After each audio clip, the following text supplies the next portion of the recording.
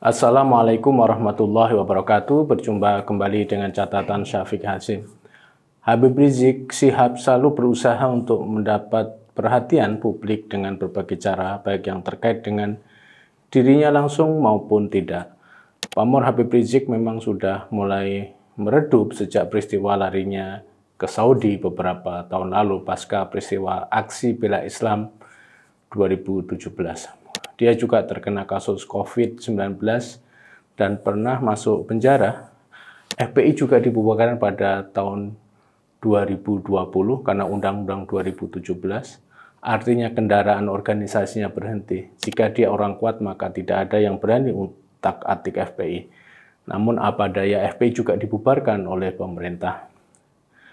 Akibat ini semua, dendam pada rezim Jokowi begitu memuncak. Dia selalu mencari cara dan jalan bagaimana mendelegitimasi Jokowi yang sudah tidak berkuasa lagi kini. Mungkin HRS berpikir pada saat inilah waktu yang tepat untuk menuntaskan apa yang dia pikirkan dalam rangka membalas Jokowi. Dia berpikir bahwa apa yang selama Jokowi lakukan pada dia dan pada kelompoknya itu dianggap sebagai bentuk diskriminasi dan kriminalisasi pada diri mereka. Bahkan setiap kelompok yang kritis pada Jokowi langsung dia menggabungkan diri. Misalnya ketika kelompok purnawirawan TNI yang merekomendasikan agar Gibran diberhentikan dari jabatannya sebagai Wakil Presiden RI, HRS langsung menyatakan dukungannya.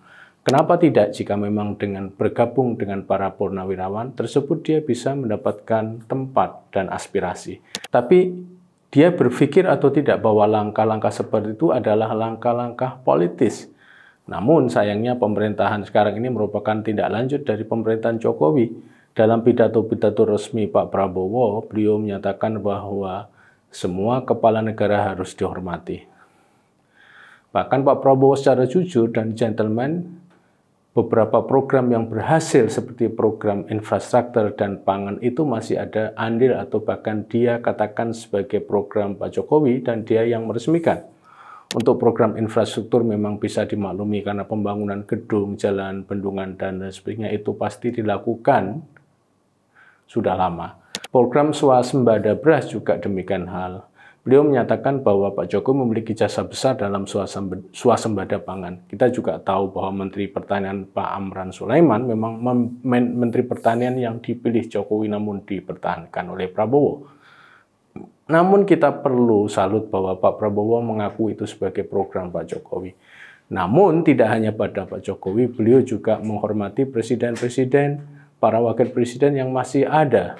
Jika HRS bergabung dengan aspirasi para purnawirawan TNI yang menuntut mundurnya Gibran itu berharap Prabowo akan menindaklanjutinya, maka itu perkara yang naif. HRS bergabung untuk menuntut Gibran mundur dan bahkan membawa Jokowi diperkarakan secara hukum. Itu sah-sah saja. Namun hal itu nampaknya akan sia-sia saja. Untuk persoalan Gibran, Prabowo, dan hampir semua yang berada pada jabatan tinggi negara tidak mau menjawab langsung bahwa itu bisa dilakukan. Mereka rata-rata baik DPR, MPR, Menteri, dan lain sebagainya itu menguraikan tentang proses pemakzulan Gibran dari posisinya sebagai Wakil Presiden sebagai hal yang panjang dan tidak mudah. Bahkan sebagian mereka ada yang menganggap bahwa posisi Wakil Presiden Gibran adalah sebagai hal yang final.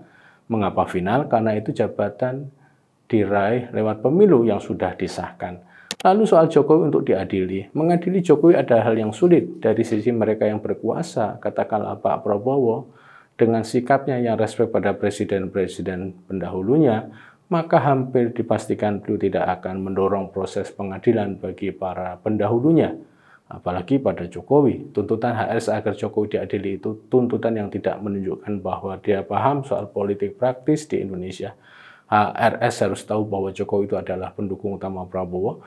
Bahkan endorsement Jokowi pada Prabowo dikatakan oleh berbagai survei itu sangat signifikan menyumbangkan kemenangan Prabowo.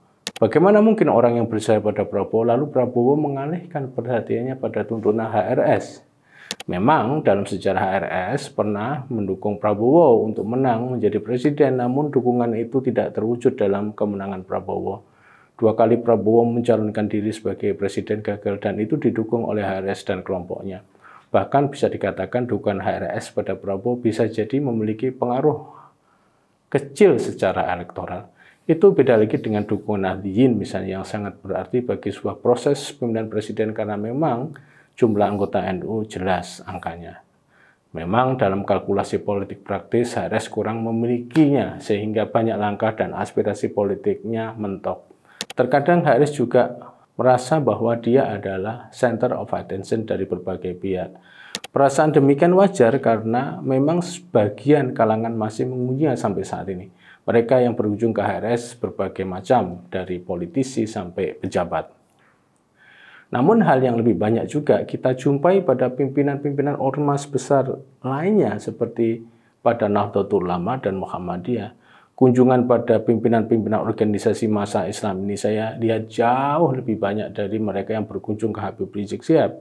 Bahkan mereka yang berkunjung ini tidak hanya tokoh-tokoh dalam negeri, namun juga tokoh-tokoh internasional. Namun ini tidak disadari atau tidak diketahui oleh Rizik bahwa kunjungan-kunjungan seperti itu, lalu permintaan-permintaan dukungan seperti itu, atau jenis-jenis lainnya, itu merupakan hal yang biasa saja terjadi di kalangan para pimpinan ormas. Menariknya, mereka para pimpinan ormas juga merasa biasa saja dan tidak serta-merta memberikan dukungan dan persetujuan pada mereka yang datang. Artinya, banyaknya orang yang datang itu tidak menyebabkan mereka lalu merasa penting, dan apalagi merasa menjadi tokoh penggerak, apalagi mendaku sebagai tokoh yang harus diikuti. Bagi kalangan purnawirawan yang meminta Gibran turun sudah barang tentu senang mendapat dukungan HRS karena mereka memang membutuhkan dukungan itu dari masyarakat. Meskipun sudah berulang kali gagal untuk menjadi tokoh perubahan, namun itu tidak membuat HRS berhenti. Bahkan bisa dikatakan dia tidak mengenal menyerah.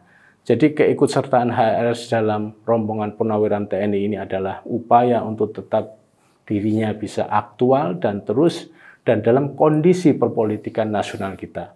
Berhasil atau tidak itu urusan lain, yang paling penting ikut serta dalam perhelatan ini. Sebagai catatan, meskipun ikut mengendos gerakan pemakzulan Gibran bersama-sama dengan para purnawirawan, namun keberhasilan gerakan itu masih menjadi tanda tanya besar. Demikian, wassalamualaikum warahmatullahi wabarakatuh.